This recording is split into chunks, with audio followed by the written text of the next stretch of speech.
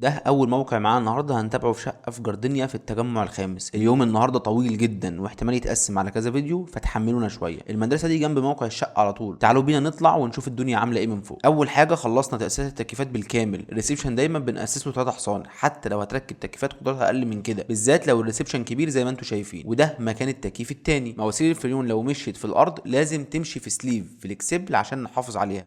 المحاره كمان خلصت بالكامل بعد ما خلصنا التعديلات المعماريه، وبنستخدم دايما شبك فايبر على الفواصل وخراطيم الكهرباء عشان نزود من قوة تماسك المحارة مع بعضها وما يحصلش عيوب من اللي اتكلمنا عليها قبل كده. وده حمام الضيوف، خلص سباكة وكهرباء، والقواعد بالكامل معانا دفن ومحرناها عشان هنلزق سيراميك بمادة. المطبخ هنا بالكامل اتمحر وخلص سباكة وكهرباء، وبرضه وزعنا النقط بتاعتنا وبنشيك كمان على المقاسات بتاعتنا ونتأكد منها. دي لوحة الكهرباء واللي تحتيها لوحة التيار الخفيف. ده الحمام التاني، القعدة دفن برضه، محاره بالكامل، شبك فايبر، وكمان عملنا الخوارنقات في الحيطه الفاصله جنب